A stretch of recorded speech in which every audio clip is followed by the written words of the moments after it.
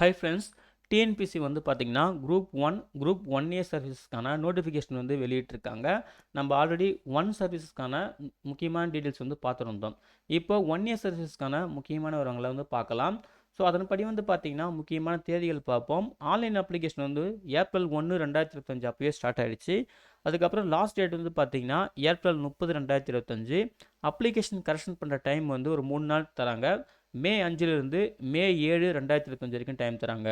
அப்புறம் prelim exam, main exam இருக்குது. Prelim exam date வந்து பார்த்தீங்கன்னா ஜூன் 15 2025. டைமிங் வந்து 9:30 AM to 12:30 PM அப்படின்னு சொல்லியிருக்காங்க. மெயின் எக்ஸாம் வந்து பார்த்தீங்கன்னா அதுக்கான டேட்டு டைம் வந்து பிறகு அறிவிக்கப்படும் அப்படின்னு சொல்லியிருக்காங்க. சரிங்களா? அப்புறம் என்ன போஸ்ட் அப்படின்னு பார்த்தீங்கன்னா அசிஸ்டன்ட் கன்சர்வேட்டர் ஆஃப் ஃபாரஸ்ட் அப்படின்னு சொல்லியிருக்காங்க. 1009 போஸ்ட் கோடு தமிழ்நாடு ஃபாரஸ்ட் சர்வீஸில் வருது. இதுக்கு வந்து மொத்தம் 2 வேக்கன்சி தான். எஸ்சிஏ பிஎஸ்டிஎம், அதாவது தமிழ் மீடியம் படித்தவங்க அந்த கேட்டகரி அப்படின்னு சொல்லிட்டு அவங்களுக்கு ஒரு வேக்கன்சி. அதுக்கப்புறம் எஸ்டி ஜென்ரல் அப்படின்னு சொல்லிட்டு அவங்களுக்கு ஒரு வேக்கன்சி. இதுக்கு மொத்தமாக 2 வேக்கன்சி தான். என்ன பேர் லெவலில் பார்த்தீங்கன்னா 22 அப்படின்னு அதாவது லெவல் 22 சொல்லியிருக்காங்க. ஓகேங்களா? ஸோ நெக்ஸ்ட் வந்து பார்த்தீங்கன்னா எலிஜிபிலிட்டி கண்டிஷன்ஸ். மினிமம் ஏஜ் வந்து பார்த்தீங்கன்னா 21 வயசுன்னு சொல்லியிருக்காங்க.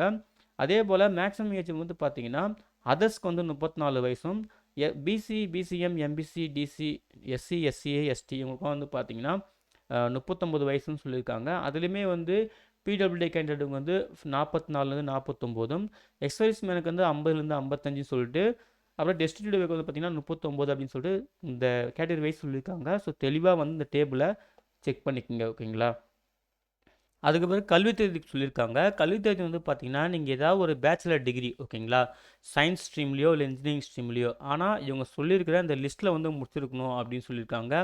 Forestry, botany, zoology, physics, chemistry, mathematics அப்படின்னு சொல்லிட்டு லிஸ்ட் கொடுத்துருக்காங்க. பார்த்தீங்களா? Statistic, zoology, agriculture, ஹாரிகல்ச்சர். அதே போல் இன்ஜினியரிங்கில் வந்து பார்த்தீங்கன்னா agriculture, civil, chemical, computer, electrical, electronics, mechanical அப்படின்னு சொல்லியிருக்காங்க. Computer application science, environmental science, veterinary science அப்படின்னு சொல்லிட்டு இந்த லிஸ்ட்டில் கொடுத்துருக்கிற அந்த ஃபீல்டில் வந்து நீங்கள் படிச்சிருந்தீங்கன்னா, ஏதாவது ஒரு பேச்சுலர் டிகிரி வந்து முடிச்சிருந்தீங்கன்னா கண்டிப்பாக அப்ளை பண்ணலாம் அப்படின்னு சொல்லியிருக்காங்க. ஓகேங்களா?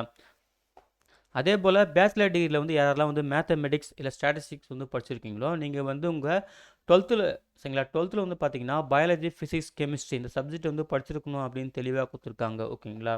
அதே போல் ப்ரிஃபரன்ஸ் வந்து யாருக்கு கொடுப்போம் அப்படின்னு சொல்லிட்டு இந்த பாயிண்டில் சொல்லியிருக்காங்க. இதில் வந்து பார்த்தீங்கன்னா நீங்கள் வந்து டிகிரி வந்து ஃபாரஸ்ட்ரி, யாரெல்லாம் டிகிரி வந்து ஃபாரஸ்ட்ரி அல்லது போஸ்ட் கிராஜுவேட் டிகிரி வந்து பார்த்தீங்கன்னா வைல்ட் லைஃப் பயாலஜியில் முடிச்சிருக்கீங்களோ அவங்களுக்கு வந்து முன்னுரிமை வழங்கப்படும் அப்படின்ற மாதிரி சொல்லியிருக்காங்க. அதையும் வந்து பார்த்துக்குங்க. சரிங்களா?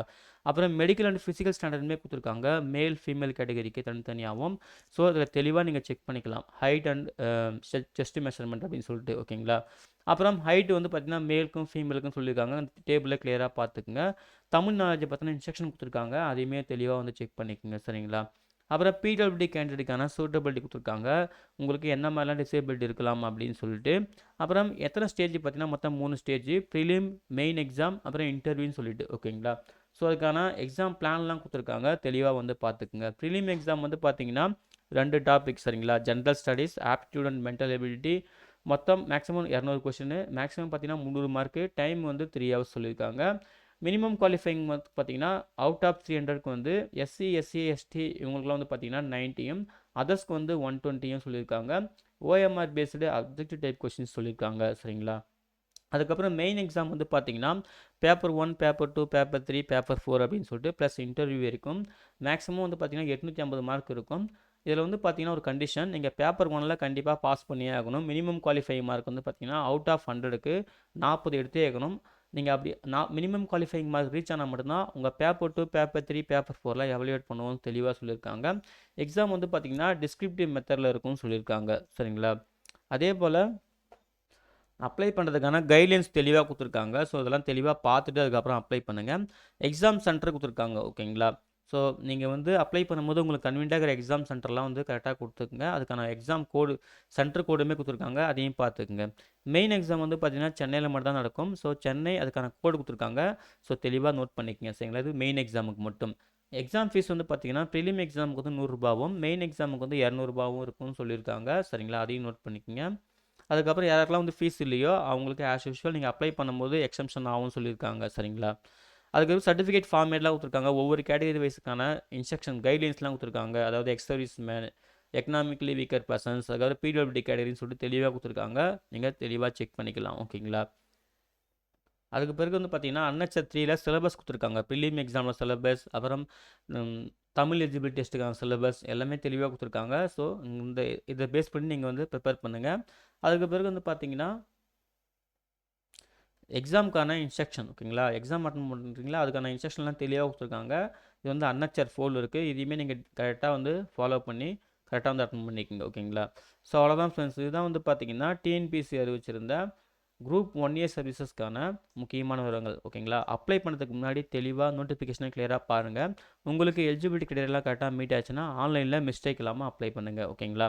இந்த நோட்டிஃபிகேஷன் டவுன்லோட் பண்ண லிங்க்கையும் ஆன்லைனில் அப்ளை பண்ணுறதுக்கான லிங்க்கையும் இந்த வீடியோ டிஸ்கிரிப்ஷனில் தரேன். செக் பண்ணி நீங்களே யூஸ் பண்ணிக்கோங்க. அப்ளை பண்ணுற எல்லாருக்கும் wish you all the best. Thank you.